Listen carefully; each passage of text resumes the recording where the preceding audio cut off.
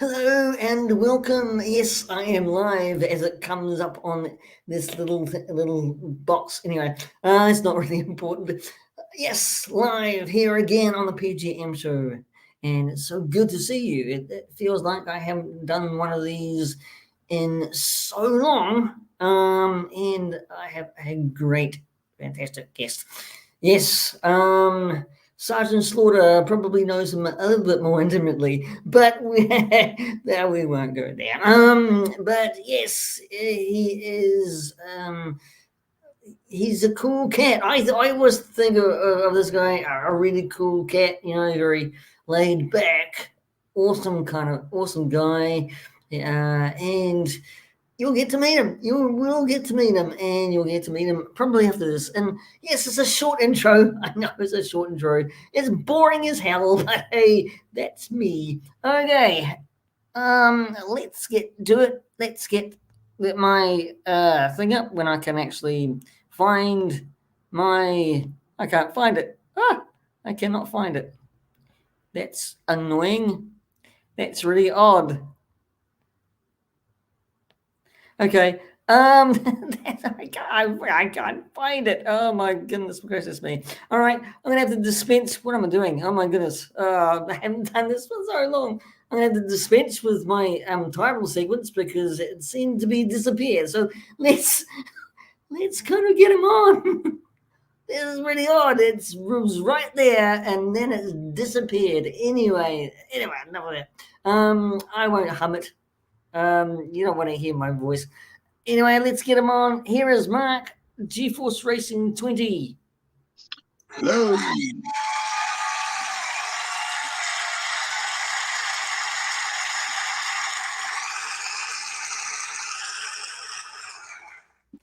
That's really odd. I must have actually deleted my intro title sequence. Oh no. I don't know why. I don't know why. You're getting this show, everybody, Mark, au naturel without my title sequence. It's just odd. It was supposed to be in my menu, but it wasn't. So anyway, it's so nice to have you here. How are you, Mark? I am doing well. Thank you for having me, Peter. It's been a long time. I've been watching you. No, let's say since you started doing lives and things like that. So I enjoy your humor and the way you set your show up. So I'm glad to be here. Oh, it's actually like I said to you in the green room, which is our own rooms. We just call it the green rooms because it's just au naturel, really. I've always wanted to talk to you because you are, I think, the coolest cat I don't know in, about that, but I'll in, take it. in the community because you're so just laid back and you're so, uh, you know, that's what I like about you. You're just so laid back, and so.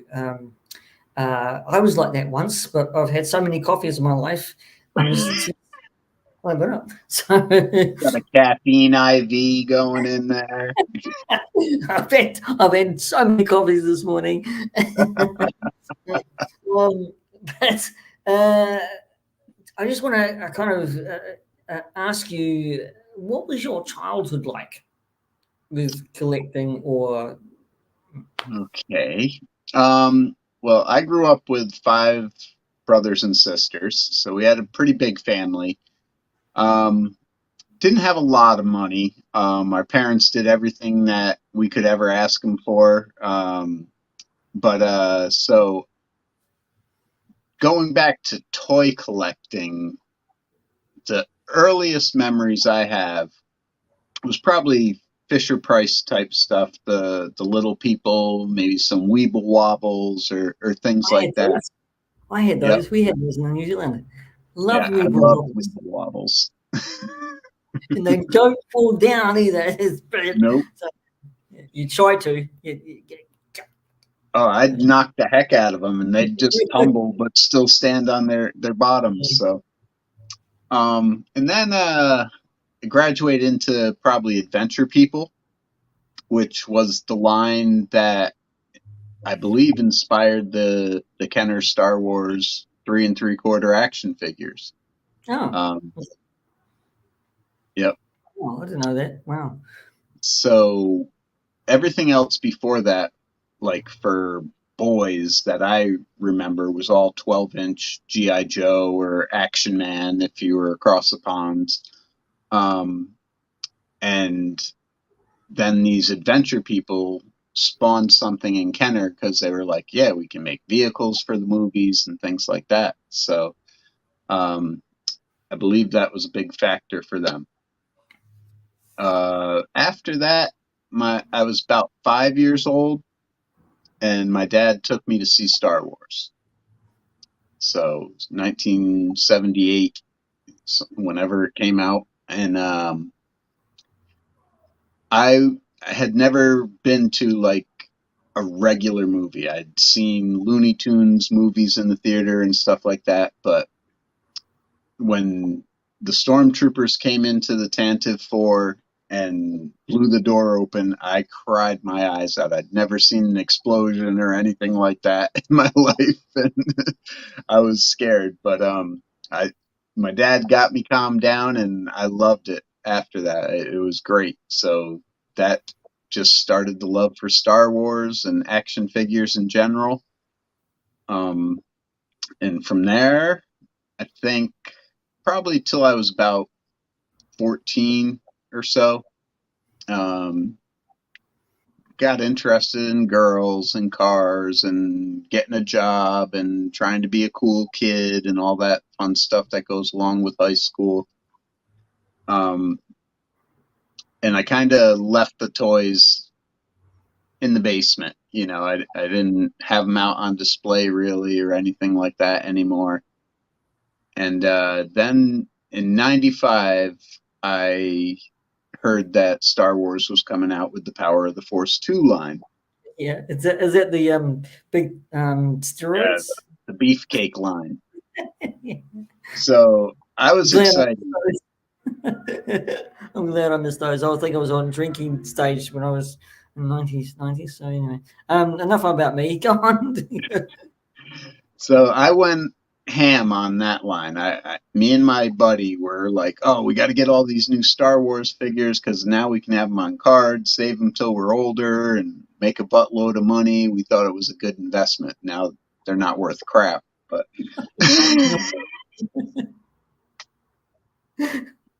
so that You got lucked me out back. there. You lucked out there, Mark. Yeah, yeah, You lucked out money well spent.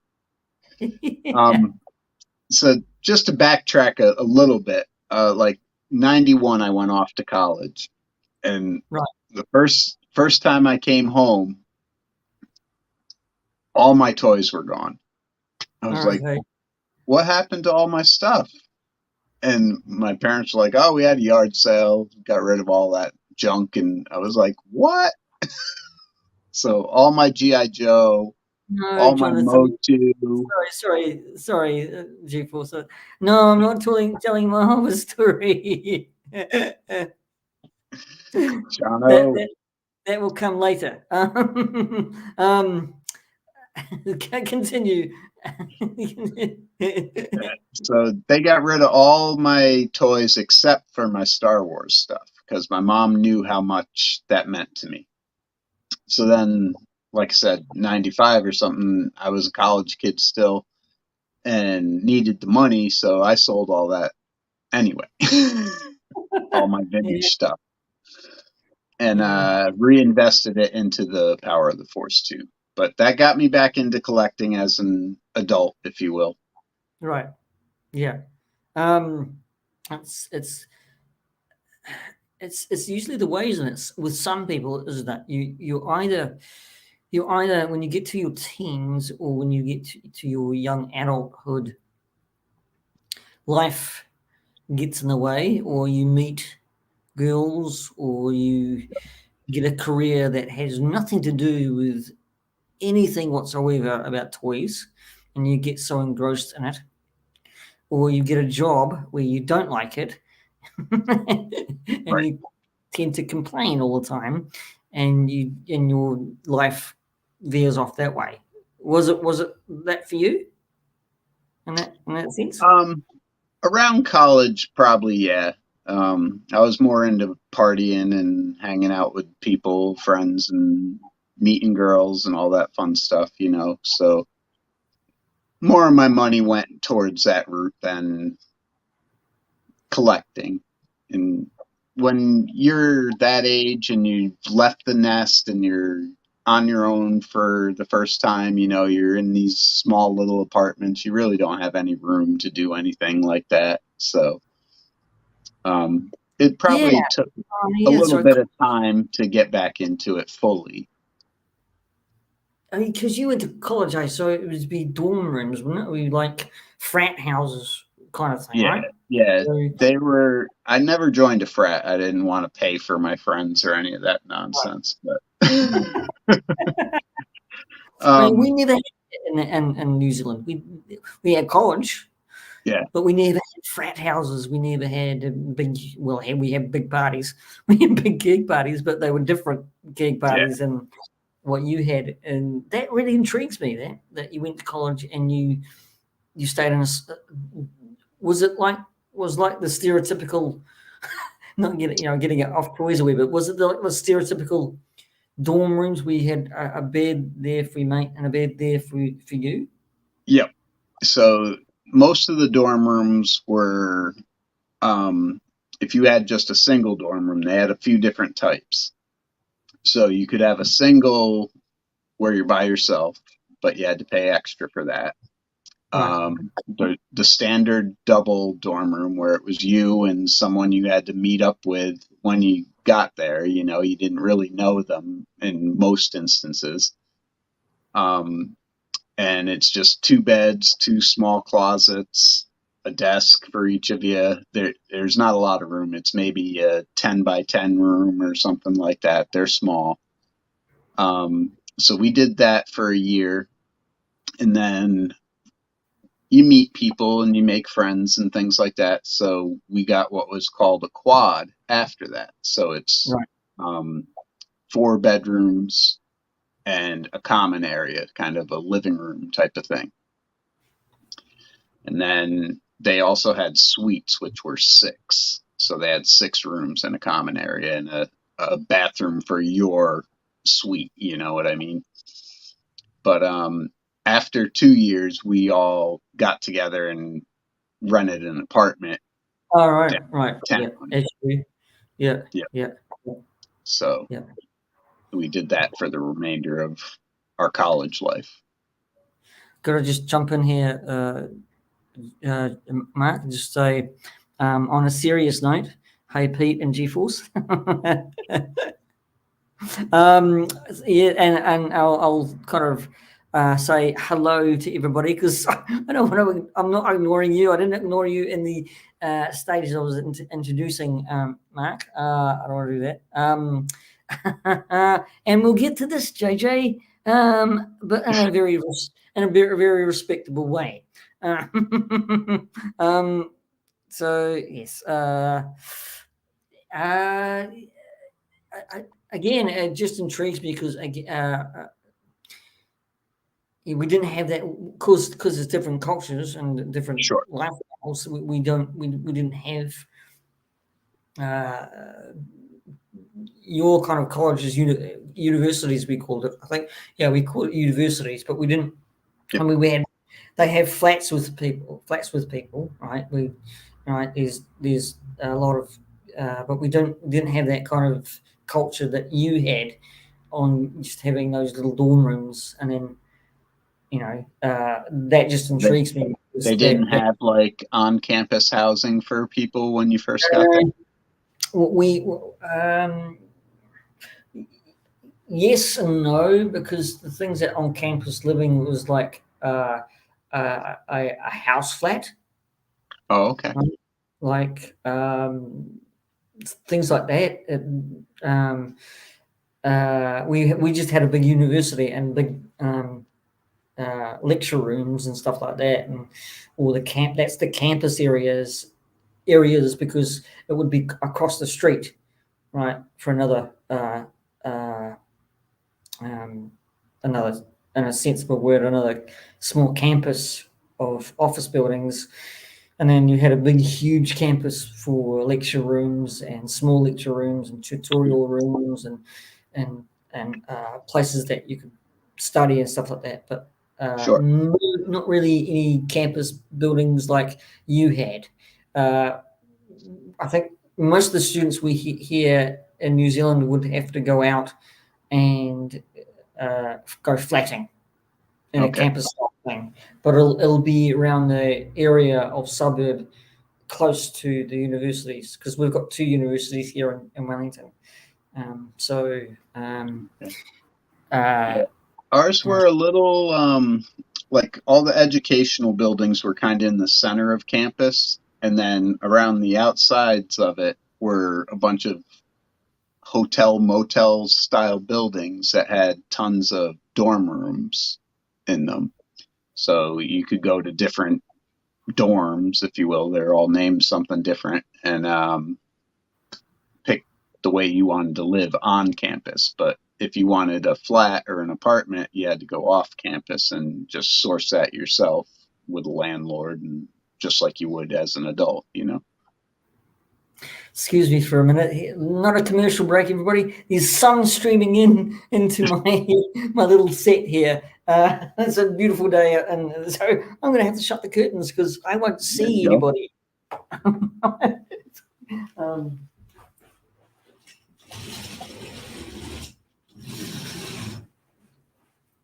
Just call that my aid, shutting my curtains. Hope everybody can actually see me still. It's a nice day, so all this beautiful sun is coming this way, directly into your monitor, eh? Yeah.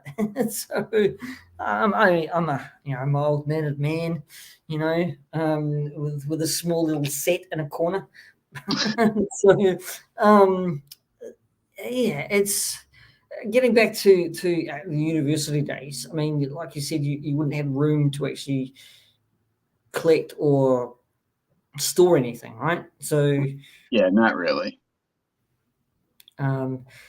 So after that, what was after that for you?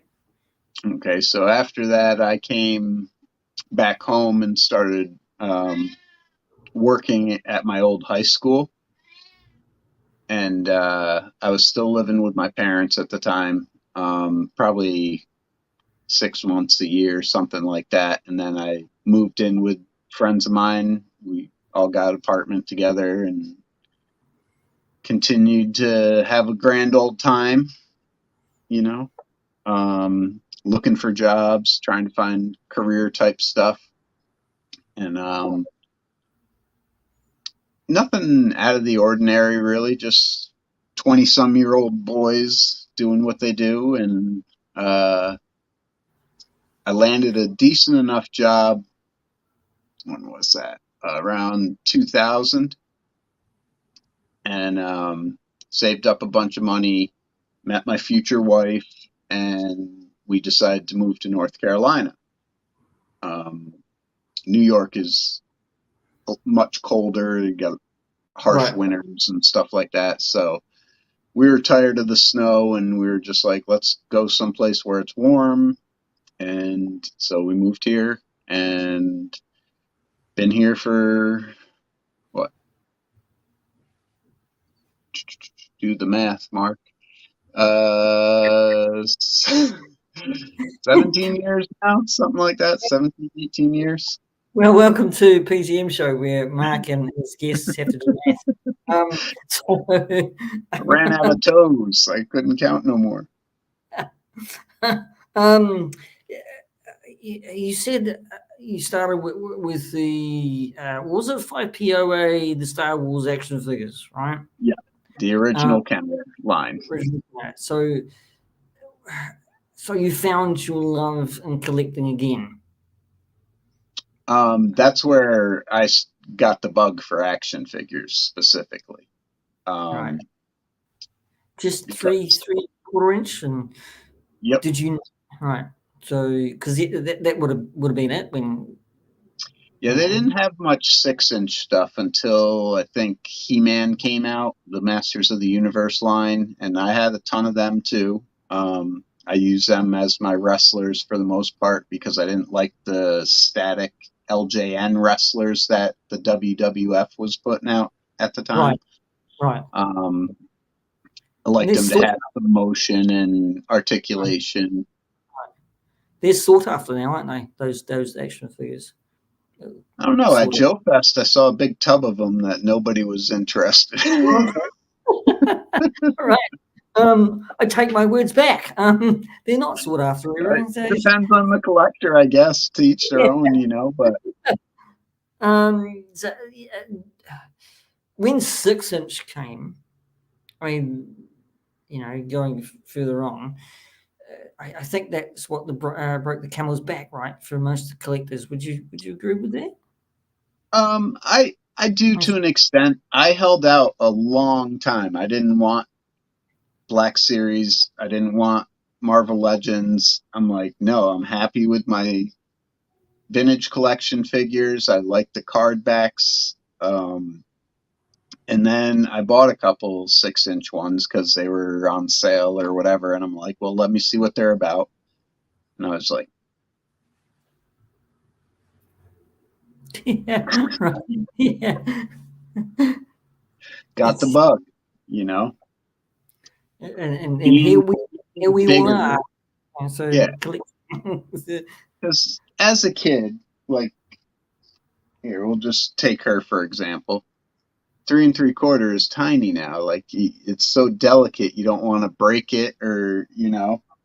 So when you get a 6-inch figure in your hand, you can use your manly hands and move it around and play with it, you know.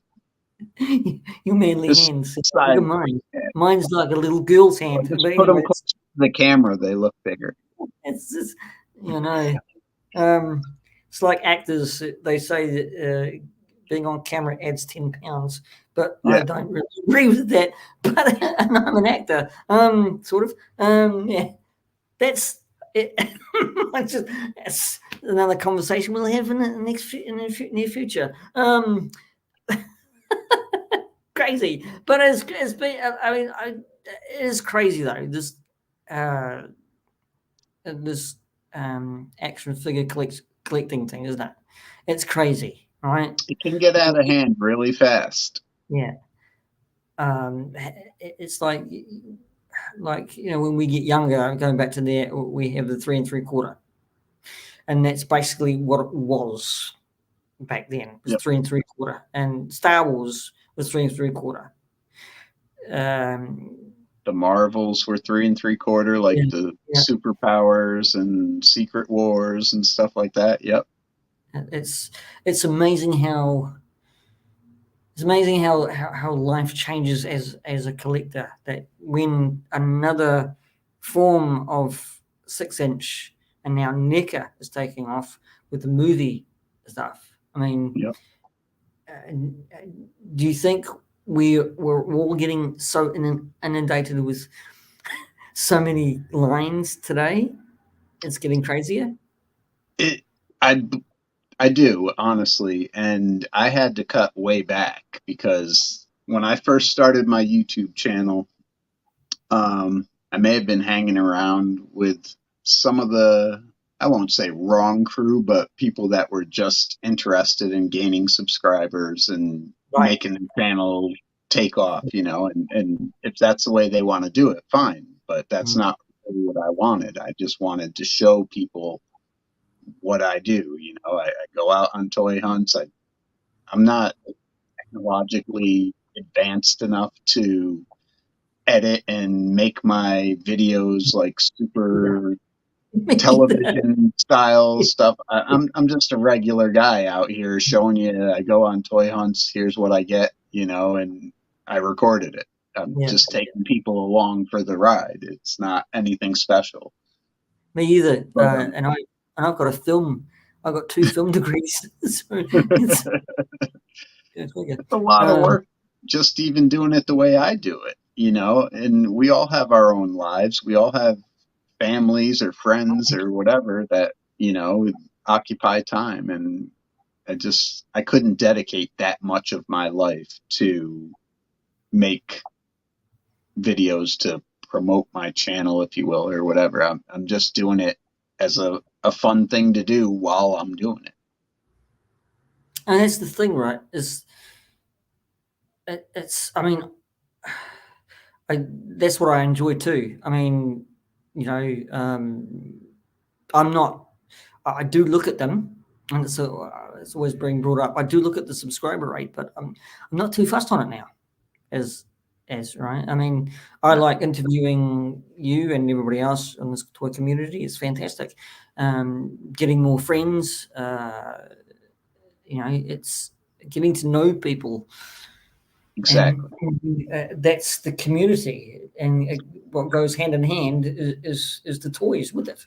Okay. Some guys and gals know more about the history of it. I don't.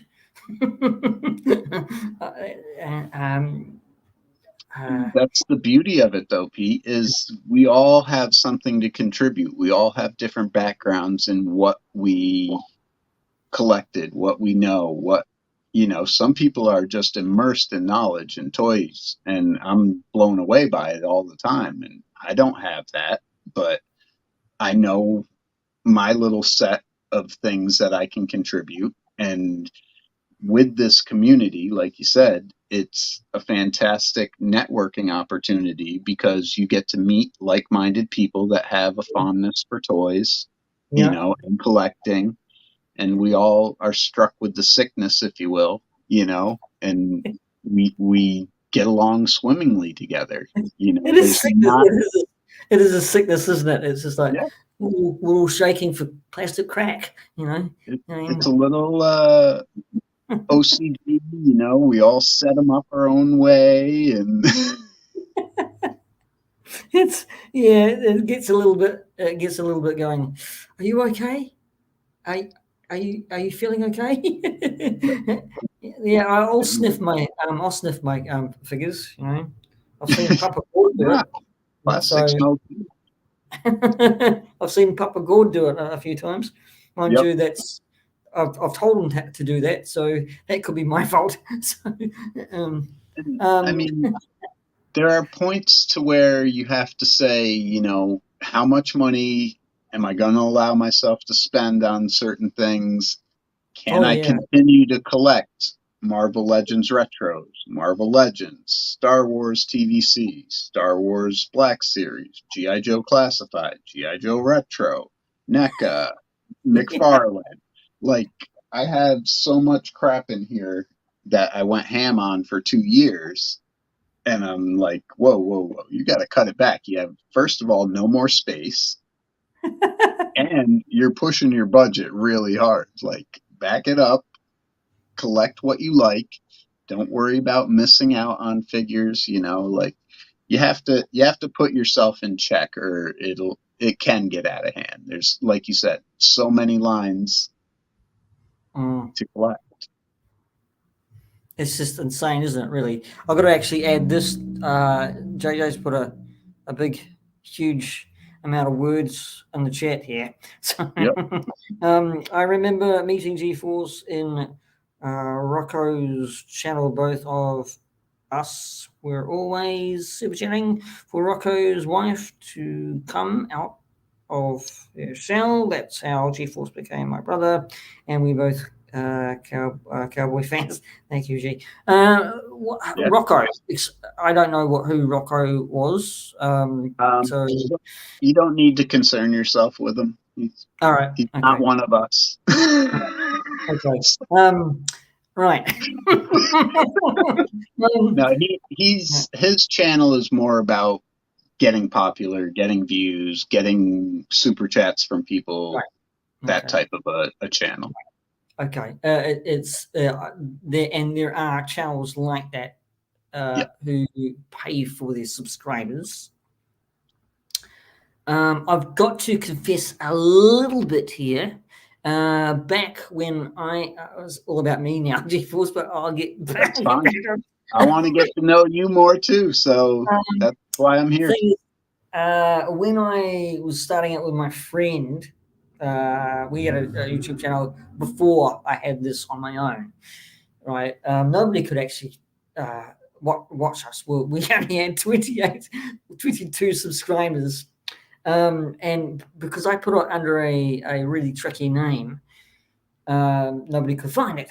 Right, so I gave it up. We gave it up in the end because he was a young guy and he wanted to go and move on. Right, I gave him so many outs to go and find himself a good career.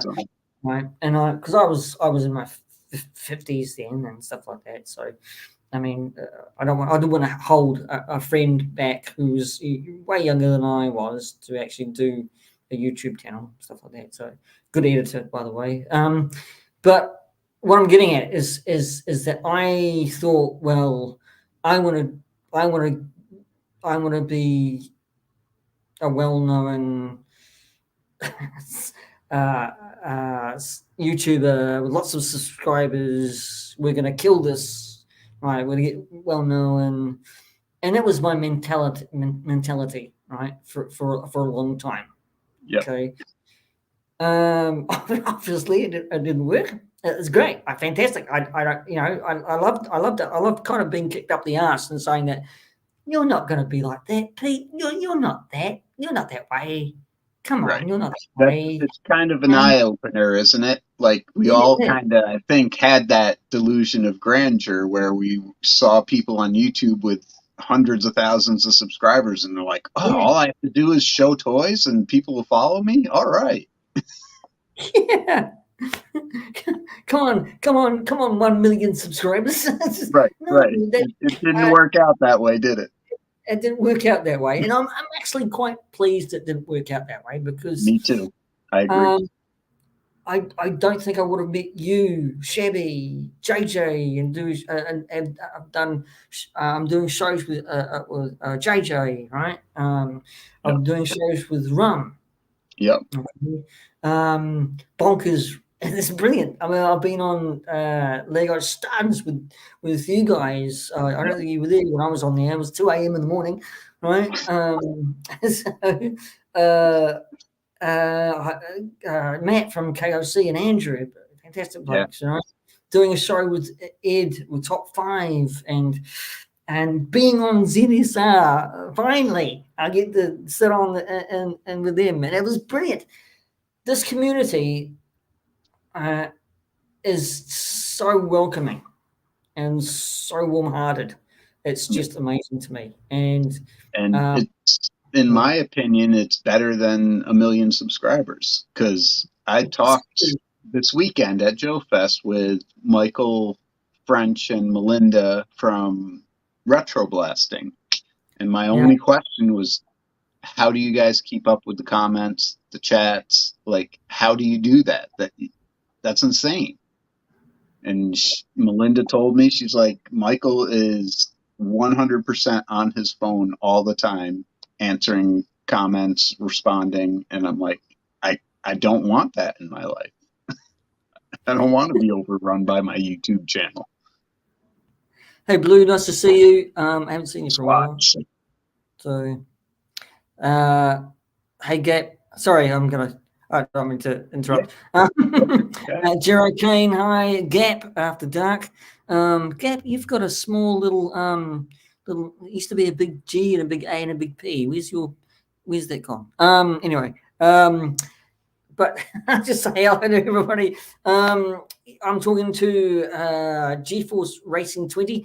Actually, Mark, I missed your racing out of your name. It was just GeForce. It's not 20. that important. When I started my YouTube channel, I was big into NASCAR. Right. So, like, the GeForce is part of Battle of the Planets, the Force, and then I added racing because I was big into racing. I mean, I watched it. If I can remember right back, I watched that cartoon. Battle of the Planets. Battle of the Planets. I thought it was fantastic. It was probably one of my only anime. Yeah. I mean, only one anime, because it was kind of like anime, but Yeah, it in was one of the anime. first animes I was ever exposed to. It was a good story though, wasn't it? It was a good little cartoon, really. Fun, Wasn't it? good action. Yeah. I mean, and did you derive that from taking that to your logo and your Yeah. yeah? Yeah. It was probably the first. I'm trying to think if there was anything before that, but it was probably one of the first action cartoons that I'd ever seen. I don't think G.I. Joe was out yet. I don't think Masters of the Universe, Thundercats, any of that was out before. I think that was the late 70s that came over. And it was very Star Warsy because they had the ships and they flew in space and went to weird lands and stuff like that. So it was right up my alley. I mean, yeah, everything was about Star Wars, really. Back when when Star Wars hit, everybody, every man and his dog were probably doing Star Wars things. Um, look at Spaceballs, for instance. Yeah, Uh, you need just some had Spaceballs figures. eh? What was You that need some say? Spaceballs figures for sure. Yeah, But yeah. I know there's a clause that Lucas put in there to say they couldn't make any merchandise for it. Yeah, it's the way. I think it was the way for budding filmmakers. If they made anything Star Warsy, it would come under the banner of Lucas. Well, not banner of Lucasfilm, but have a clause in saying that if it is Star Wars, then um, was it don't steal the rights or something, or have the rights got something to do with the rights or something like that. It's unclear in my head, but it's that kind of thing. And that's why Mel Brooks did that in the movie, because of that huge contract that he had to sign. Like, didn't he couldn't make any merchandise off it, so they put that thing with yogurt and the flamethrower, the toilet paper, you know. Pizza the Hut. Yeah. And they had Dark Helmet playing with figures. I would love to see how much those figures from the set would go for. I tell you, who should actually try and do that is probably, if they can, probably get pinged as well. Is probably independent Yeah. toy makers. All these guys that are making these 3D printed figures, or however they're making them, if they're making molds and stuff. There was a lot of independent toy people at Joe Fest. But they were doing good work. Oh yeah, I saw. I just actually subbed to another person who had one of those little stalls. So This is Snake Plissken from Escape from New York. I mean, they obviously can't call him that because of the copyrights or whatever, but yeah, that's Marauders. yeah. See, that's where I would go, is to actually buy that as well, Snake Yep. Plissken, because I'm a big kind of Escape from New York's, Escape from LA kind of Yep. fan. Always have been, because I like Kurt Russell. Look at my Yeah. hair. It's model of. It's Spit an not. image, my friend. Spit an image. Apparently, he's a nice guy too. But Yeah. it's neither here or there. Maybe one day when I come over to America and meet all you lovely people, I'll go and knock on Goldie and Goldie Kurt's. and Kurt's door. So Meet up with Kate Hudson. I actually met Kate Hudson in Aspen. Yeah, she was up there skiing when I went to visit my brother, and she just in the bar lobby, whatever, at the bottom of the mountain. I was like, "Holy shit, it's Kate Hudson!" She Yeah, said, I mean, "Holy shit, it's G-Force! I can't believe it." yeah, what she did, absolutely fantastically funny. I'd have And dropped great. dead right then. I mean, I had a friend of mine, well, not really a friend of mine, let's say acquaintance. My first talent agent, Mark, that I won't. Don't worry, I'm not going to tell the Hobbit story. It takes too much of G-Force time. But her husband, when I met her husband, right, because they were a husband-wife team, and I was kind of like, how you get starstruck with Kate Hudson, right? Oh, that was Kate Hudson, right? I did that with a couple of people as well here in New Zealand who was over here, right? And I asked the question because I was so excited back then. And he just says, "Well, if you meet those people, Pete, they're only people, right? Yeah. Just like you, Yep. right?" He was right. I mean, but you cannot help yourself sometimes, Right. and getting geeked out by having Sir Ian McKellen come walking around the corner Oh. and meeting you for the first time when you dressed up as Baldric, at a medieval um, thing, right? We had here in Wellington, right? So, Okay. and we met Sir Ian McKellen. He was a lovely guy, right? Everybody was anticipating Ian McKellen turning up because Lord of the Rings was going on, of course, and Sure. he was dressed up in his white Havana suit and had a hat and stuff like that. But yeah, slightly, I was drunk, so that So it always helps. it does. It helps with your inhibitions not being so hyper and going, "Oh my god, it's Ian McKellen." So Yep. that Yep. so where was that question going? Probably nowhere, but it's oh, what have I pushed? But yeah, that's the way. That's the one that is when we meet people like Kate Hudson, it's just like we either geek out or we can actually just say, well, they're just normal people, right? Like you and me, although Right. they've got more money than us, and um, Well, I mean, it's like you were saying, it's hard not to fangirl on some of these celebrities. Case in point, we'll address the elephant in the room if you don't mind. This past weekend, Sergeant Slaughter, one of my childhood heroes. thank God I didn't bring it up. You did. I'm sorry. I've I'm been sorry. seeing the chat over here. I'm watching them. I'm just being a Graham Norton here, just fueling the fire. So as we're walking around the convention, every time we pass his booth, I sneak a little picture here of him and his daughter, and I'm like, we're talking with people, and we're standing outside his booth, and I'm looking at him, and he's kind of looking in my direction, and so I didn't want to have to pay for an autograph or a chance to meet him. Like I don't really believe in that. If you happen to meet them out in public or something, that's a different story. You get a quick signature, but I understand that's not the way anymore.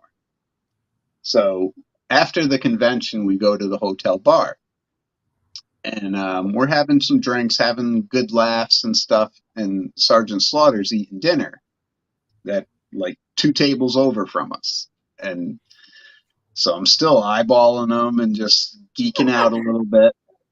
And I don't know what happened, but all of a sudden he's standing right next to me, and I'm like, "Whoa, what's going on?" He's like, "Do you mind if I use you?" And I'm like, "Hell yeah, go ahead." I didn't know he was going to use me in that manner, but it's made for a good video.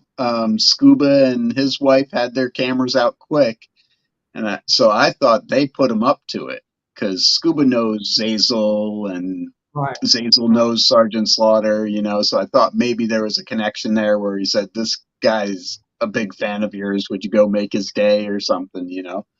But he swears he didn't.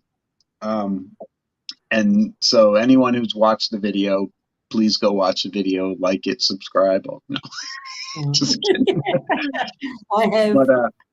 But yeah, I was totally taken back. I thought he was just going to put me in a Cobra clutch and make my day, and he was telling a joke, and I was none the wiser until he said the punchline, and I immediately thought of Connor with Father Michael. I was in stitches. I couldn't take it. Oh, it was so good for him to actually do that, but it's so funny to actually see, right? And because everyone that saw it was cracking up laughing, right? And Yep. that's no one was taking offense to it. It was No. just all in really good fun, and to meet a guy as Sergeant Slaughter like that is so hilariously funny. It's Yep. like this guy's so down to earth. I mean, He's 74 years old now, and he's still cracking jokes and having fun with people and enjoying life. You got to love that. you know, very sad news that the Iron Sheik, one of his friends, Yeah. died. Yeah, he was good friends with him. But nevertheless, it was you meet a legend without probably no one telling him, "Hey, there goes that was Mark. He goes G-force right over there.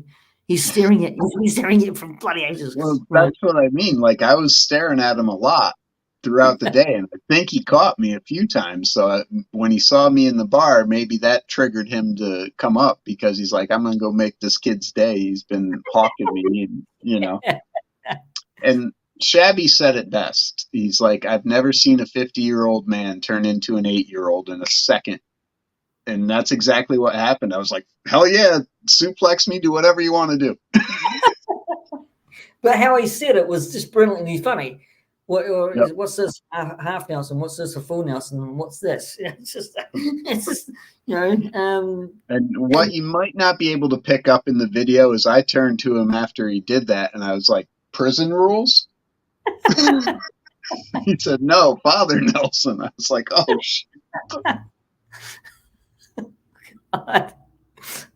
Prison rules, yeah, that's the one. But Yep. and I read the was it Twitter post or Instagram post Oh, yeah. that he put up. Yep. Sergeant Slaughter himself put up. He says that I want a rematch, right? So That's he just brilliant. had Absolutely. posted, I had a great time at Joe Fest, this and that. Yeah. So I commented on it, and I said, thank you very much for the Father Nelson experience. I had a great time meeting you and this and that. And so his reply was what I posted, and he's like, I want a rematch. And I And didn't then know. yeah, Yeah, brilliant. You I said posted, anytime. yeah, But he's not yeah. far from me. He lives an hour and a half from me. Okay. Oh I wow. didn't realize that until he posted that, and it says Greensboro, North Carolina on it. And I'm like, oh, I can drive there anytime I want.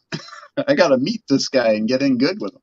Oh man, you could probably have one of the best interviews with this guy for his career. That's what I'm thinking. You could sit down and talk about his whole career in WWF and WWE. That would be so good. Yeah. Right. And Zazel does do that because he's friends with Kelly, the Slaughter daughter. And so he has Kelly and Sarge on every so often, and he's always posting matches with Sergeant Slaughter and stuff like that. So Zazel does a great job with that already. But yeah, I would love a chance just to sit down and interview him once, It'd be brilliant. It'd be absolutely brilliant. So, and then because Zazel lives in Australia anyway, so Right. Yeah, But he was there. He was at Joe Fest this weekend. I got to meet him. Yeah. Sorry, Zazel. It's something from your experience. You're Australian, so that's fine. We've got a You Kiwi. Kiwis and Aussies like to give each other crap. Yes, there's one in the chat like Matt, so he's all right. It's fine. Yeah, Matt's a good guy. I like Matt. Yeah. No. Zazel's all right. All the Aussie lads are all okay. So. Yeah, you guys are doing good stuff with your shows too. I'm enjoying it because it's usually 7 a.m. where I am when right. you guys start doing your stuff, and Oh, I'm just getting into work, so I just pop it on and start working, and it's a lot of fun. It's a lot of fun. I've got to admit that I was on fire with my comedy You sure uh, were. this time. I'm usually not, but I was on fire, which is awesome. Well, it was a topic that was right up your alley, movies. I was, but I passed it on to. Sorry, Ed, if you're probably watching this in the replay, Mark, I passed the top five on to Dan, the Ed five, right? Because it's not that because I didn't want to do it anymore. It's because that the last time I did it, Mark, was that I was showing all these movies, and it was just like, yeah, I know about this, Pete, but nothing's coming to mind. It's just like somebody's just taking all the information out of my brain and put it somewhere else. Yep. And, brain fog. Yeah, I'm a bad reviewer anyway, right? But not to the extent that it was last time. But that's why I passed it on to Dan, because he's not to mention this, but I shouldn't. going to, but he gets more views anyway on his side. So, and that's good in a way. So, plus No, also but I shows. do enjoy that you guys are all getting together, like the whole group of you. It's good to see because the community, as we talked about earlier, is bringing people together and they're doing different things and giving us more content and stuff like that. So I think it's a good thing, no matter who's promoting it or who's got it on their channel. Yeah, exactly. I mean, I think this community is widening. Yeah, Really, every day, every day. So, who would have thunk that a small guy like me, who's been a hobbit? I don't suppose I've actually mentioned that before. What do you mean? Yeah. Cosplaying or So, huh? you cosplayed as a hobbit? No, I haven't. So, I've been to Lord of the Rings, Return of the King. What? You don't say. No, I don't think I've mentioned that. That's awesome, though, Pete. That's a great credit, and you should mention it. I mention it every time I get on these streams. But I yeah. Again, this community has grown. Yeah. It's fantastic to know people from the other side of the world and get to know them, get to know their how they collect, how they and what they do. Some of them, really for I mean, Scuba Pete. Talking to him, he's a scuba diver. I didn't really know that. Right, Yeah. so. But anyway, getting back to you. I mean, you're a huge toy hunter, right? How do you do that? How do you gauntlet run? Know so many stores. So, I live alone. Me and the cat, right. So I'm not tethered in any way to anything but my job. So free time, I can do what I want with it, and I choose to toy hunt.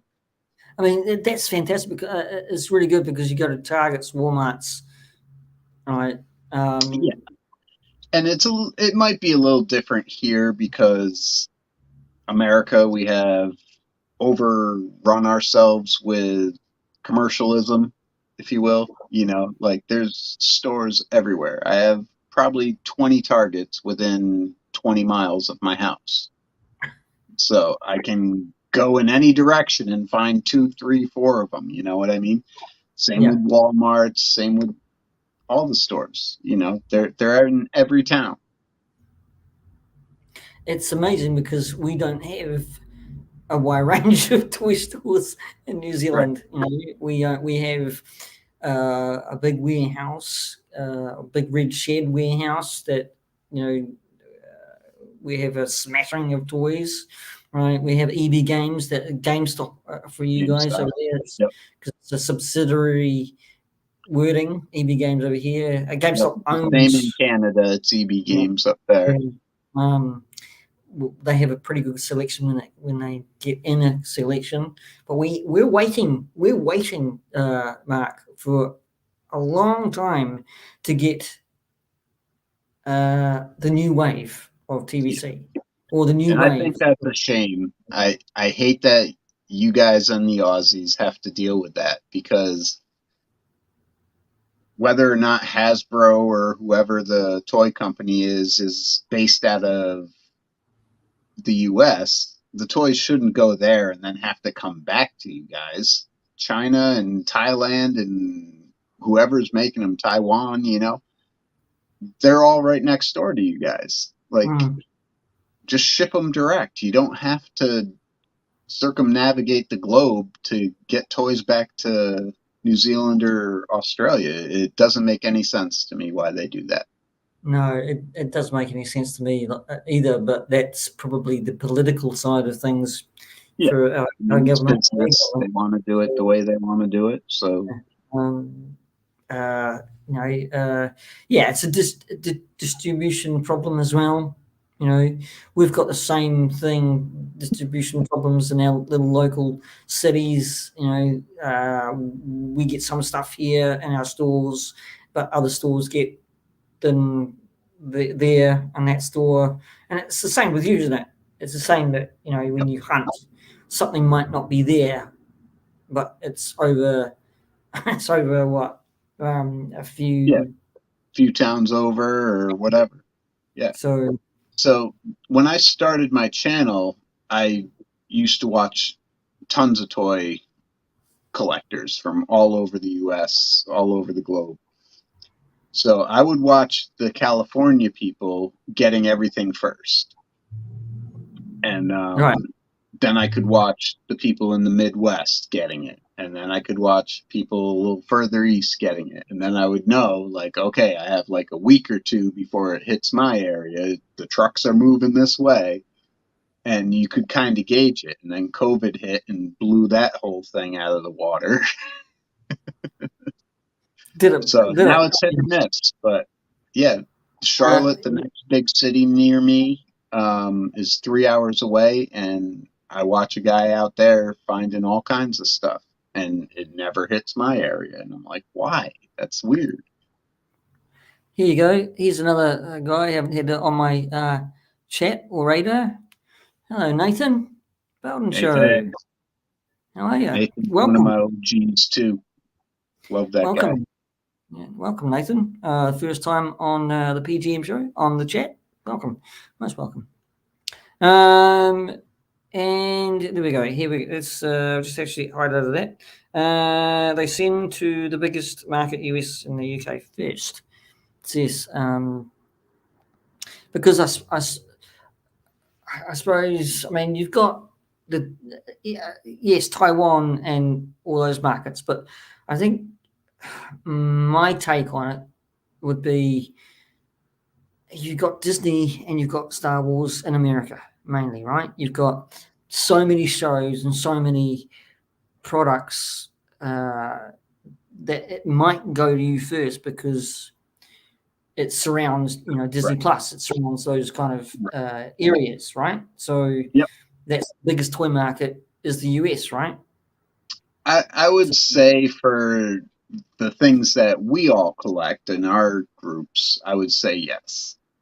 Like Matt said, the UK is a big market too. And the Asian market, I don't know if they're more into the animes and like Gundams and stuff like that more than our Marvel Legends and our Black Series figures.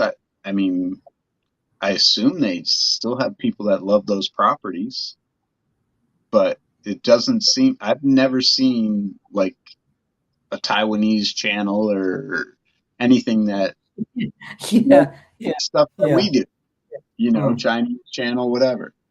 Yeah, true.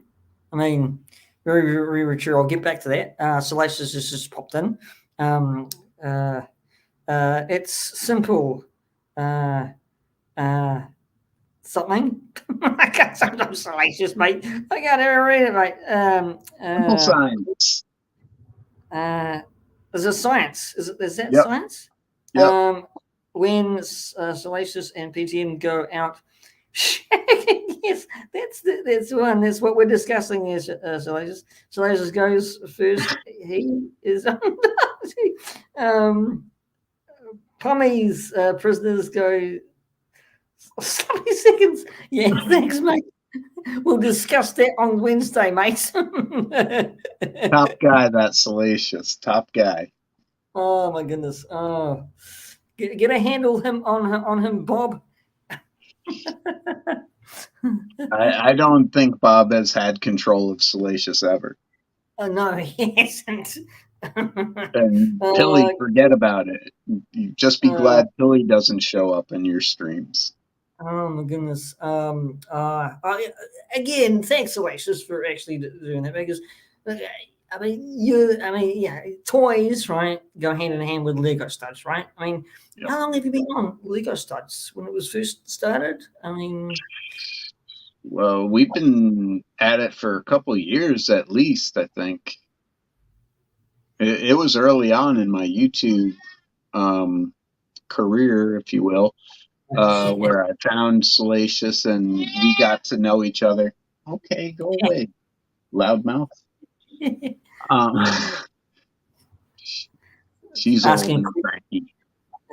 Cat's asking a question with me. Yeah, it's like, where's my food?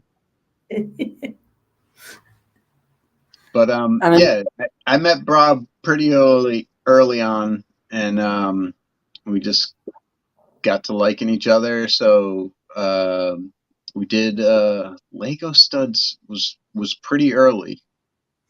I think it's only a couple of years old.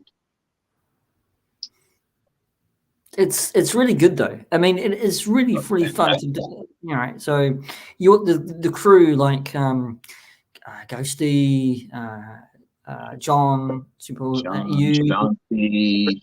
Chip comes in. We've had tons of people in there, honestly. Well, he has. I shouldn't say we. I'm just assuming that I'm part of his channel because I'm his executive assistant, special assistant. Yeah. Well, I love Rum. He's a good guy. Yeah, I mean, you have. I mean, sometimes I think of you that you're a gun for hire. Sometimes, no? You go into to Lego studs, right? As you go on to ZSR sometimes, and and I mean, I think that of JJ, he's a gun for hire, so he doesn't have his channel per se, but he jumps on other people's streams, right? So he's like a director. There's a reason why I do that. And the reason is I'm too stupid to figure out how to do a live myself. And if I'm by myself, I don't know that I have a lot to talk about with people. Like, it can be hard. It can be hard. But interacting, I can carry a conversation with someone and I have a blast doing that. So I really enjoy going on other people's streams and doing it that way. Well, it's more fun. Don't get me wrong. It's more fun. Yeah. And I can convey my side of things through my toy hunts. I don't really need to go on live and re-show you the same stuff I showed you in my toy hunt, Yeah, true. I mean, some channels do that. And it's really what's that? What do you got here? There's also the story that Aussies called English pommies because when they went out in the sun, the English turned the color of the pomegranate red. Okay. It's not a question for Mark, is it though? All right. So I enjoy a little pushback. Here is Salacious Rum's retort. I think maybe, I don't know, where am I? G is my special executive. Oh, there we go. No, it's not. It's not a retort. It's exec. Was it? G is my special executive assistant. Right. So and continue to his next one. and and my fluffer. Right. Okay. Gotta tickle him a little bit. What, fluffing his pillows, Salacious, or his other pillows? Those aren't pillows. Um, um, but when I think about it, it's I've probably mentioned this and some of these people who I've talked to. It can get, again, going back. I'm probably going to reiterate and parrot myself here with um, with the excess of action figures that we collect. Yep. The price is exorbitant everywhere. I mean, to actually stumble on that is over there, is the prices getting high over there for you? Nowhere near what it's doing in Australia, and I assume in New Zealand as well. Case in point, our HasLab that's out right now for the Dragonfly, $275 or whatever it is. So after shipping and handling, 300, you say. And I understand there's a strength of each country's dollar and stuff that's different too. But Usual Mike did a calculation, and it was 400 Australian dollars for the same price that it would be for us. Yet, because of the distribution issues and only one company carrying it, they're charging $7.99 in Australia for the same thing, and that's just highway robbery. And I can't stand that happens to you guys. Same with us. Yeah. I mean, if we get here, it'll be if you get it. So I was looking at the HasLab Marvel. What was it? What was the car? The Hellcat or whatever that car was, Ghost Rider car. And I was looking at the price for it here with some of the tier. I think it was including the tier or something like that. So, and it came up $1,099. Okay, and it was $350 here, and nobody wanted it for that price. No, exactly. And then they turn around and they've got this great HasLab for G.I. Joe as that helicopter. Wonderful and excellent marketing this time around, plus the hiss smell. Okay, and then they're killing it with all this kind of stuff. Of course, with Valiverse as well, they're killing it with their I won't call it HasLab, but their vehicle. Okay, right, and their price is not really exorbitant. It's doable, it's doable, and then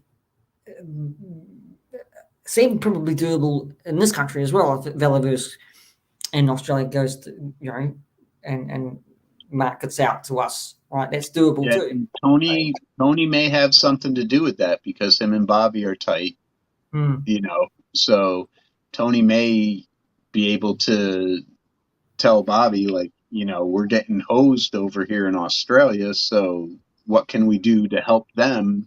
Can we distribute it to a certain toy store, or and help these people out, because it's just insane what they're charging y'all.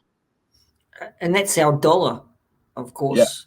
And New Zealand, the dollar. It's high. It's higher than most. The inflation rate is higher than most. I'm not a financial expert by no means, but it's just high, especially in toys. Okay, the cheapest toy we can probably get is that I've bought a couple.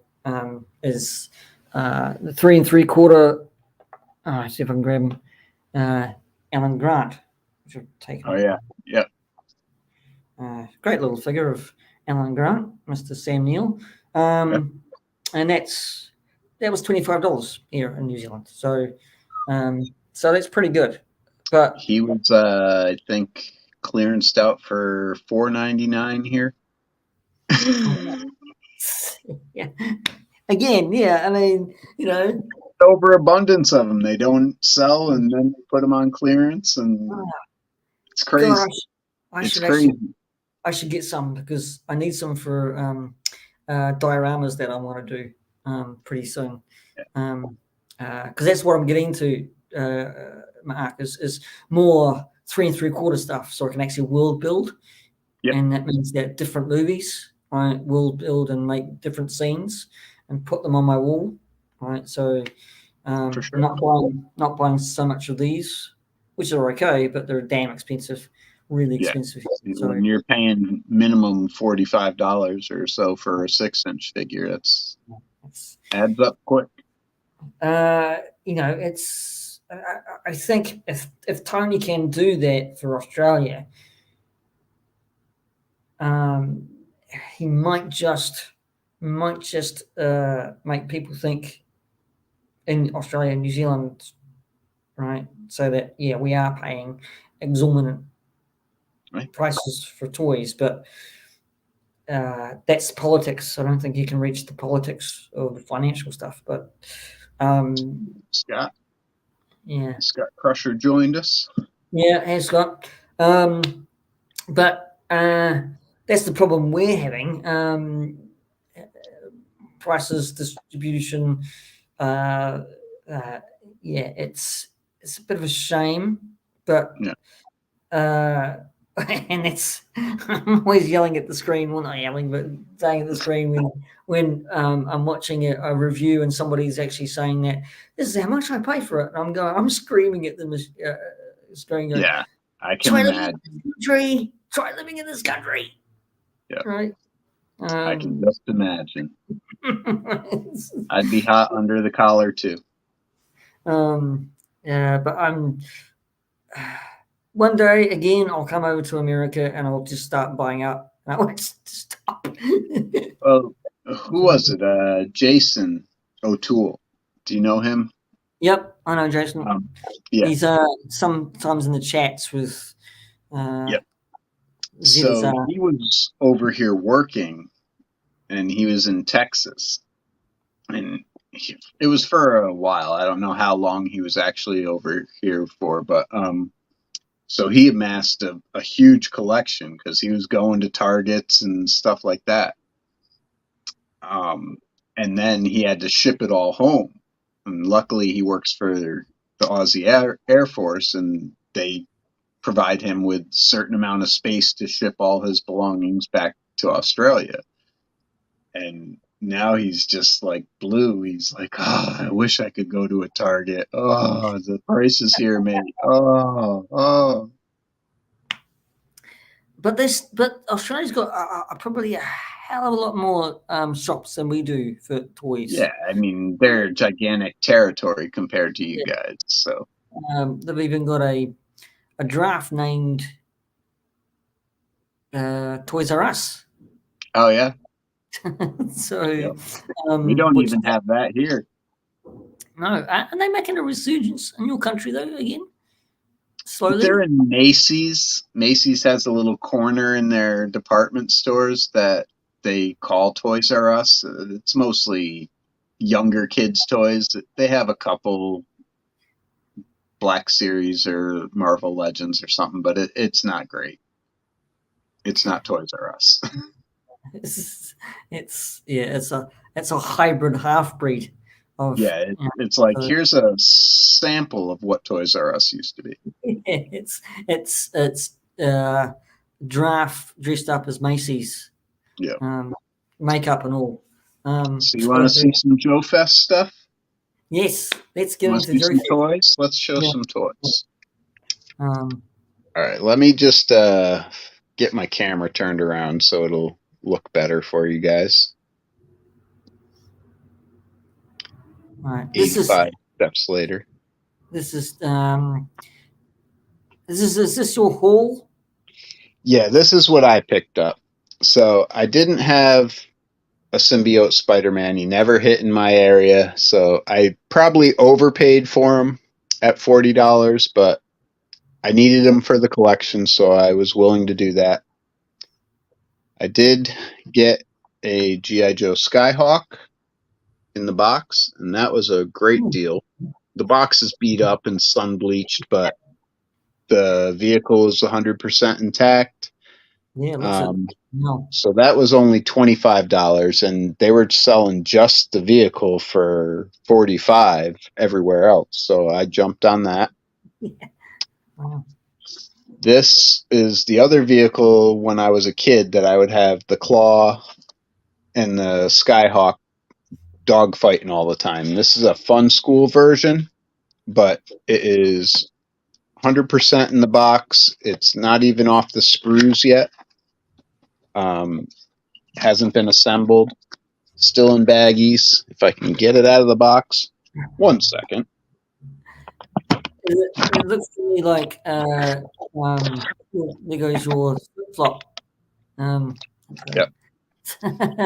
So it's still in baggies. A glider. Not assembled. But yeah, it's a little personal glider. So that's fun. Scuba Pete gave me a ferret, which is awesome. I got a weapons pack from Valaverse, so comes with a bunch of guns and effects and stuff like that. I got the exclusive Eclipse. Right. And she's awesome. Picked up the bloody version of Pandora. She's really cool. And Kill Switch. Ooh. Kill Switch. So that was my Valaverse. Scuba Pete also very generously gave me a Roadblock from G.I. Joe and a T-16 Skyhopper. Wow, that's cool. So it was fun. I didn't really want to go in there and spend a whole ton of money or anything like that, but I'll keep it on the toys while I switch the camera back. Yeah. Great. Yeah, I spent enough money to keep me satisfied. I don't have to go hunting for a little while now. A lot of G.I. Joe stuff that being Joe Fest, there was a ton of G.I. Joe stuff, but they had everything. They had Star Wars, He-Man, wrestling, you name it, it was there. I'm not really familiar with G.I. Joe, but because I never really grew up with G.I. Joe. Although I will lie. When I was a kid, I did have one G.I. Joe, and that was the Blue Cobra, and that was a 3 3/4. Yeah, or the Cobra Commander. Cobra Commander or something like that. Something like that. But I don't recollect anything else from G.I. Joe. It was all Star Wars for me. Now, did you do Action Force or no? No. Okay, so none of it? No, but I mean, other Kiwis might have, other New Zealanders might have collected it in this country, but I never did. Okay. I was more into Star Wars 3 3/4, and and I'll tell you a little bit of a thing, Mark, coming up. A shameless plug by me. Coming up, I'm getting together with Stu, Universal Toy Collector, Shabby, and Cy Magafandaga for a one-off special for movie music magic kind of thing. So we'll be talking about soundtracks from scores from movies across my childhood, across my teenagehood and my adulthood, right? And what they love about it as well. And that's what I collected. I actually collected a whole heap of CD compact discs and tape. For soundtracks, I was big on soundtracks in my late teens, early 20s. Yeah. I mean, it was toys, yes, but more music for me and posters. I loved posters. Because of my brain and being addled with so much alcohol, some of my memories are coming back, but not all are coming back So Okay. uh, Mine are all gone. it's it's a shame. It's a real shame because I can only remember bits and pieces of toys I had, right? So I mean, that's because One of thing I have alcohol. noticed about a lot of our friends, especially in the UK, they know these actors' names and they can just recall what film and stuff they're in. And unless they were a gigantic star, I have no idea. Yeah, I mean, I used to do that. I'm still doing it, Right. and sometimes, but I mean, when Dan says they're doing movies, 1990 to 1994, Yep. I totally blanked. I'm going, what the hell? What did I watch in the 90s? So While I was watching that, I had to Google it at the beginning, and I'm like, what movies were in those yeah, years? I had no same. idea. Yep. Same. And I'm going, Pete, you're a movie buff. What are you But doing? So, I'm horrible with dates too. Like yeah. years, I can't remember what year something happened or anything like that unless it was a major event. But yeah, What's I mean, what's me with the my Aussie head's boys, full of right? song lyrics. I have song lyrics up the wazoo in here. Yeah. Watch me on the with the Aussie boys and one New Zealander that I totally caked it with with the year of that movie. Yep. And so you know, That getting happens in old. 50 years of living, my friend. Oh no, getting old. I'm 52 this coming month, July. In 52. July, Yeah. happy early birthday. Oh, thank you. Yeah, I'm going to do a live stream, I think. So, There right, you go. and open up for everybody to actually come on board and and and uh, and say really good things and nasty things and hilarious things towards me. Probably not, but hey, we'll give it a shot. But um, but collecting is just really our business, isn't it? Really, to be quite honest with you, it's a happy business, isn't it? It makes us happy, isn't it? So, um, So you've mentioned CDs and posters. Do you collect anything else other um, than toys? uh, At one point, I collected stamps when I was real young and coins and stuff like that, but I always had some kind of a display in my room. It's just stuff you gathered, whether it's rocks or whatever you collect. I no, it was just all soundtracks with me. Yeah. I did want to collect. Oh, hats, caps with Hat. movies, Yep. Yep. movie. I love movie caps with Batman. The new Batman movie cap I've got, right. I've got a Deadpool cap with His uh, logo on it. hot dog thing on or something like Uh, that, or thing on it. Marvel caps and Superman caps nice. and stuff like that. Yep. Yeah, I love doing. I love wearing caps and stuff like that, and hats as well. I Uh, probably have about 200 T-shirts. Collect T-shirts all the time. yeah, I love collecting T-shirts when I can. Yep. Um, uh, I've got this one as well because that came from the States. Indiana Jones, Raiders of the Lost Ark. It's faded a wee bit, but it's still cool. I like Green Lantern, so I've got a shirt. You probably saw me wear the Green Lantern a number of times Yep. on shows and stuff like And I that.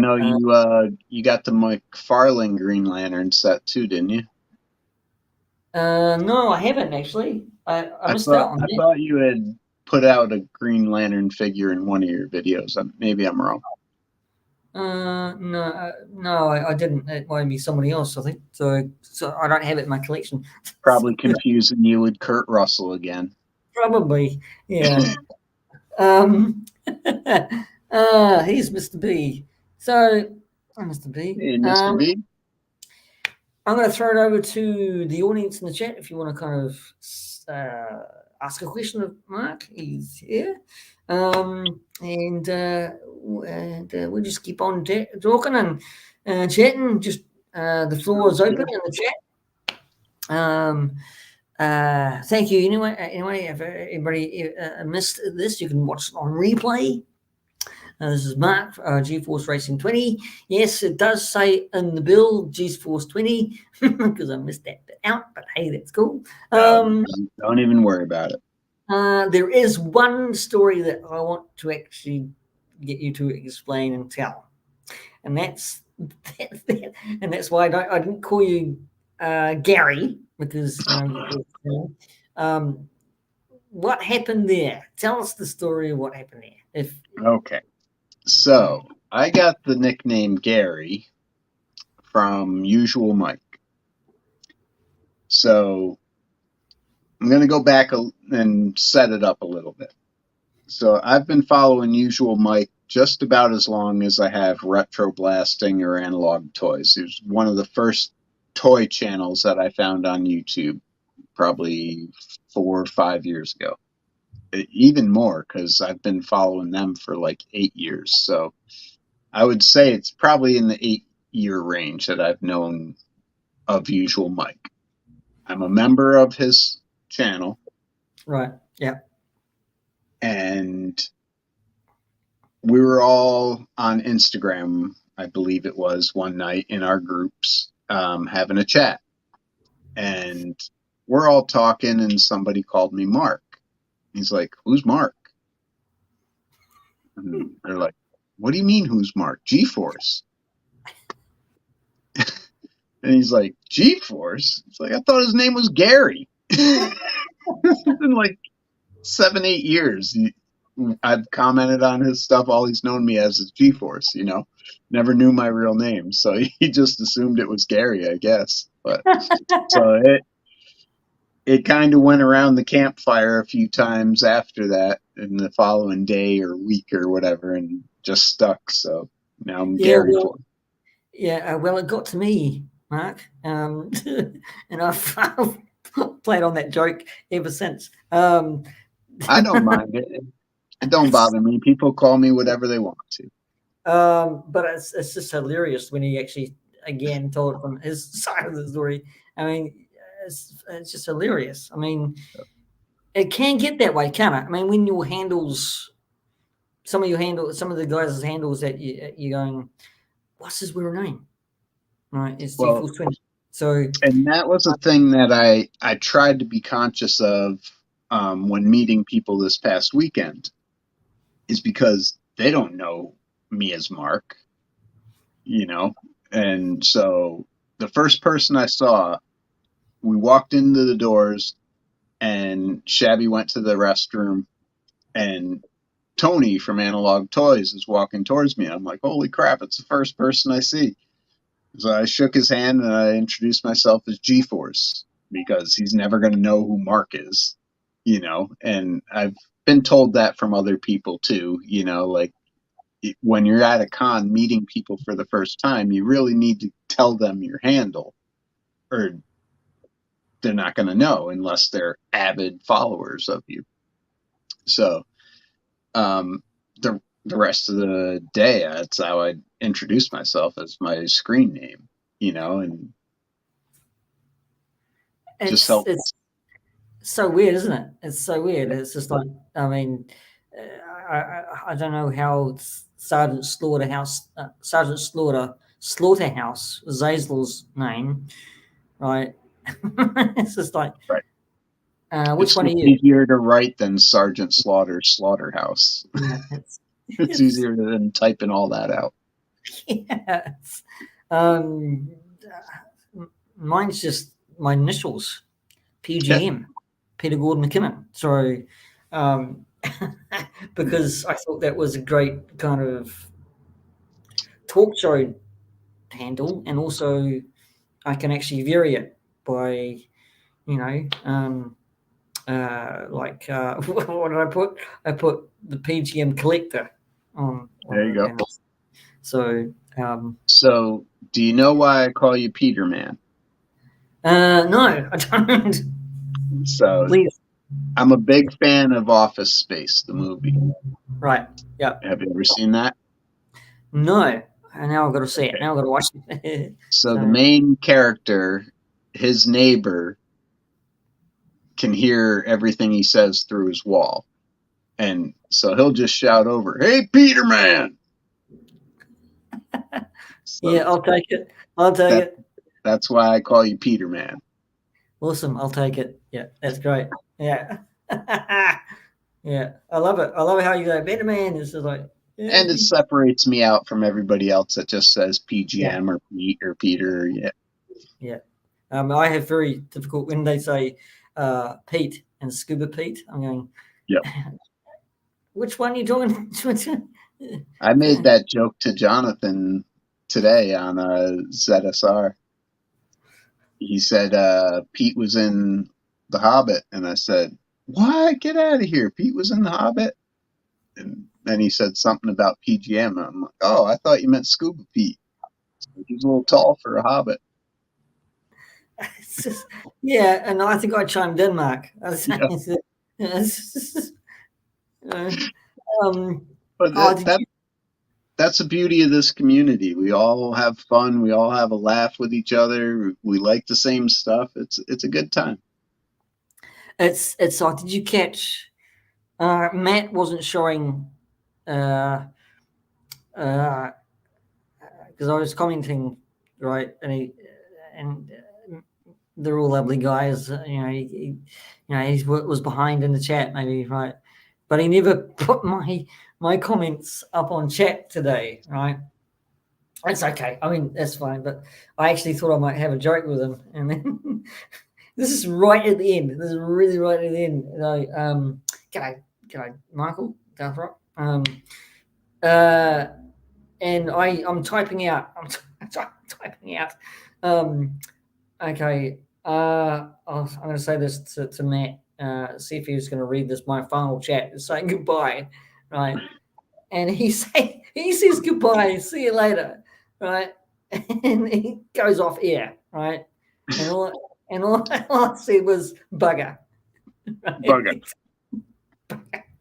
So it was like a running joke today. It was trying to actually get a comment. All right. And I don't envy people who do live streams. I don't envy them for how you want to pay attention to your guests first and foremost, obviously, but you still want to entertain the chat because they're the ones watching you. Yeah. So it's a hard task. I don't envy anyone. No, I'm doing it now. So yeah. Like I keep looking over at my chat on a separate screen over here because I'm doing this on my phone. But what's that? Hang on, Cap's got something. What's that? Oh, where are you? Cap's calling you out.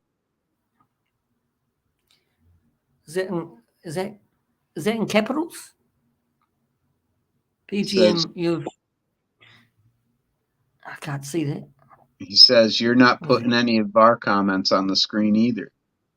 No, exactly right. I'm not. Exactly right. Sorry, I've just called myself a hypocrite. There we go. Thank you very much. There you go. You're welcome. You're very welcome. So, and I've only got 12 people in the chat gap.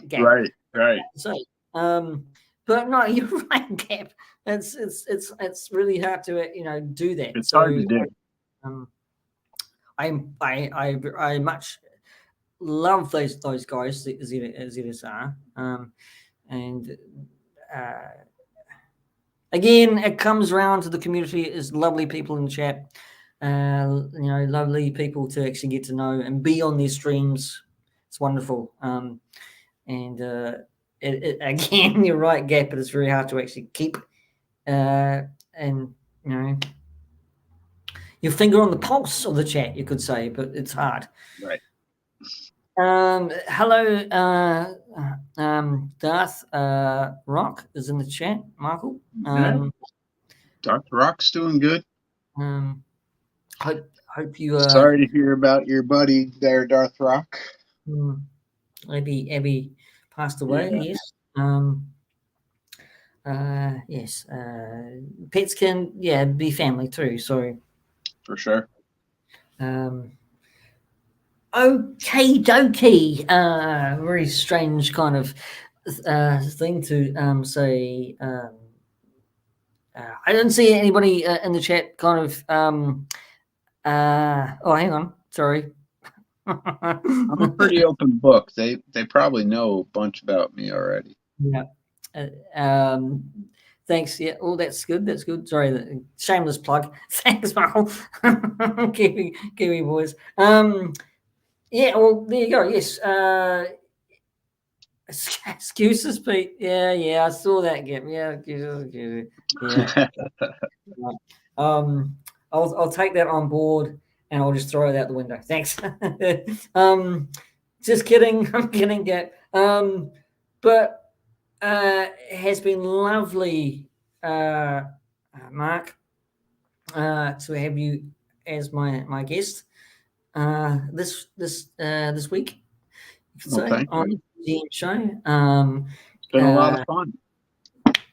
Getting to know you is just brilliant, and your life and your toys and Joe Fest and Sergeant Slaughter doing the half full and the hump. So, uh, and yeah, I mean, we can all. I think we can all agree that. Well, this is my opinion. Toy collecting can be a little bit maddening, a little bit crazy, but we all love it, we all enjoy it, and we all have fun with it. And Yep. it's sometimes not about. I love your sentiment about Joe Fest. We had to meet. Meeting people is probably more important than getting to know them, Yep. right? And having that relationship with them and having a fellowship Just with them. experiencing the moment too. Mm. Like we get so caught up with our phones and everything, and we're filming all the time. I didn't get a lot of footage from Joe Fest because I was hanging out with Shabby and Scuba and Jeff Barker and meeting more people than I can remember, to be totally honest with you. But it was just so great to put names to faces and just experience something in real life and not behind a camera. Sorry, I'm gonna have to. Gap's got something for you. Since you missed all of them, I asked Mark's boxes or briefs, cake or ice cream, 3 or 3/4 inch or 6 inch figures. Boxers, ice cream, and both. Right. There you go, Gap. See? See, I know where you are, Gap. Yeah, I can, put you on the screen. What's this? Pete, how much to send you glasses so you can see the cats? Yeah, I know. Good point. I do actually wear glasses. I should actually do Gap's that. got jokes. Gap's got Um, jokes. yeah, I know. I'm not shabby. I don't like kind of wearing my glasses too much. So, I need to get a new prescription myself. I don't wear them, but I should. yeah, getting old. We're getting old. Glasses and stuff like that. I'll speak for myself. Probably. I'm 2 years So, behind you. I'm right in that boat. yeah. Um, um, but yeah, hope to see you in the chat. Yeah. I'm just trying to scroll back to see if there were any others. I saw Gap's question.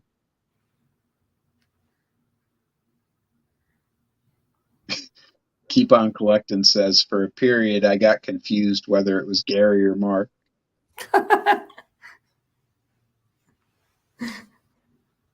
I go by many names. Even in high school, I had probably 20 different nicknames. Different people call me different things all the time. It doesn't bother me. I'm now known as P.G.M, which is cool. Yep. I love that. Pete, had that all through my life, or Peter, my given name. So, or short ass, as some My boys. father is a Peter.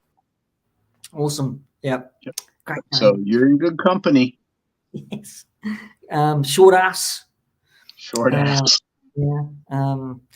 Is one of my favorites.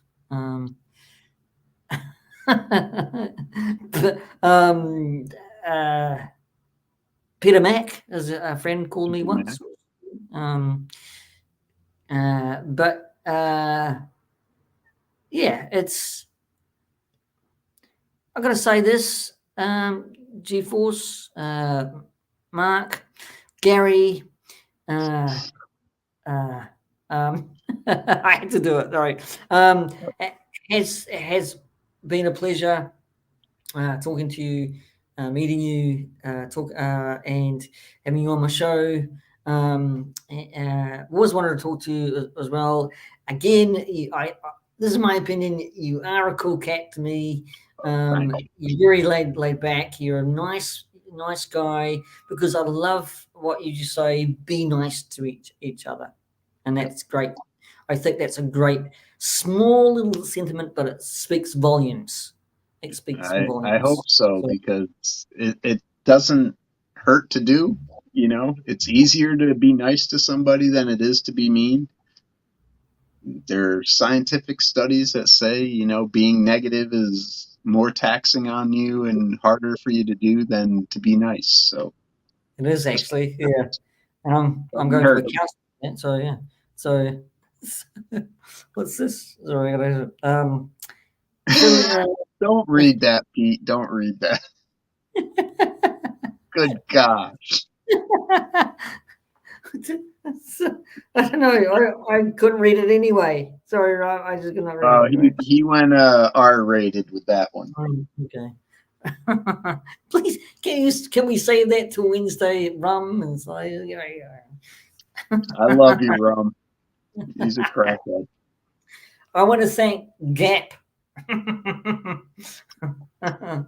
I want to thank Matt, KO, Keep On Collecting, Mr. B, for joining, Scott Crusher, and what is it? Who have I missed? Probably quite a few people. Who have I missed? Darth Rock. Oh, yes. Oh my goodness. And there were some folks in here earlier too. Was Connor in here? Squatch, JJ, Gerald, yep, Connor, figures. We had some big hitters in here. It's good to see you all. Yes, Nathan Belden, thank you, Duffman. Yep. And again, Mark, please, before you go, have you got anything lined up on your channel? On my channel, I am probably going to do an unboxing of the Action Force girls. That's probably my next video that I'm going to put out. I'll probably work on that this weekend. Tomorrow, I am doing Toy Duo with Vern from Oakhurst Studio. Right. And I think there's other people coming on. I'm not sure who's confirmed and who's not. I think John's on there as well, on that one. John, Super Awesome Geeks on there. Awesome is going to be there. Okay. I think Connor said he could do it, but like I said, I'm not 100% sure who's all going to be there. So that'll be fun. So go and check that out. It was Third Oakenhurst Studios with Toy Duo. Mark will be on there. Excuse me. And then I have to go sometime on a hunt so I can get some Lego to be on Lego Studs. Fresh Join with Brick Babe, Salacious himself, of course, and whoever is on there. Kurt will be there, I'm sure. That's coming up pretty soon, I think. So one's coming up. Also, I'm going to shamelessly plug me as well. And before we, I get the direction wrong every single time. Same. Uh, Before I put Mark back in the green room and pulls them out and go from there. Two Pommies are coming up next Wednesday, of course, with me and Salacious Run.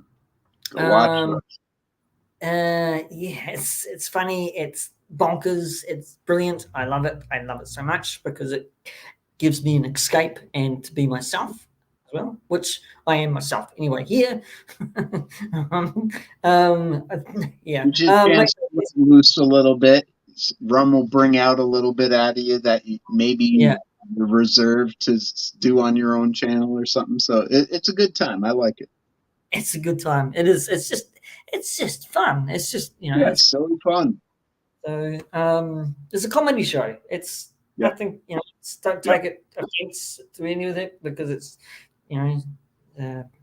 brilliantly fun.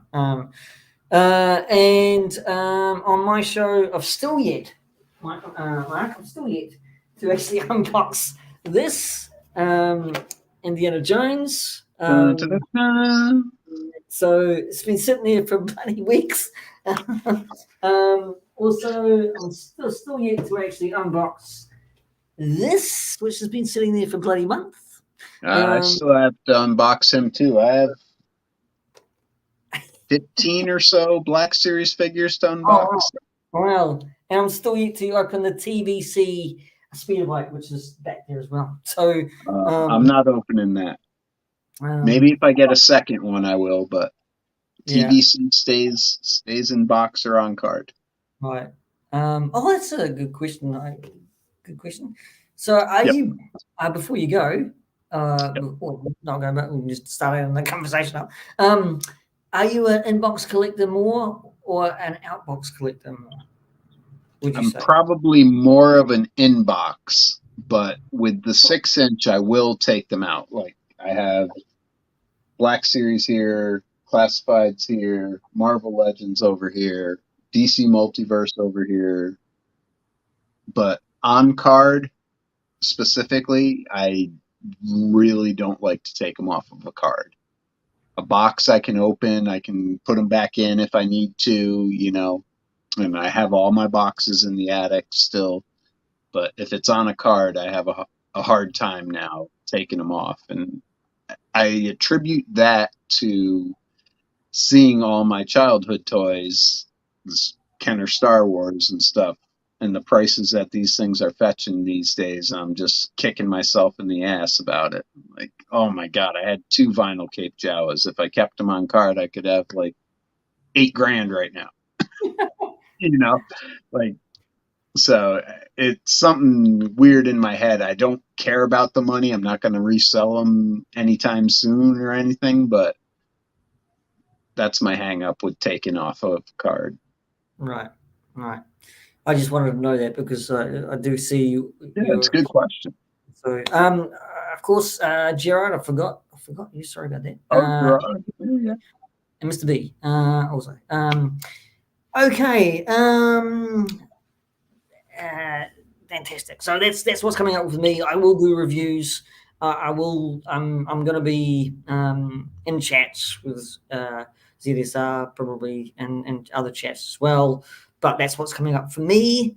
And JJ as well, and the new talk from the other side of the world. Another one's coming up, so it's pretty good. Cool. So it's I'm getting booked. And making bookings as well. So also, I must say this before, this thing. Again, as I mentioned, please stay tuned for a promo for a one-off special with movie music, conversation with Universal Toy Collector Stu, Mark Shabby Geek, and Sai Maga Pandana. That'll be so good because as well. So, cool.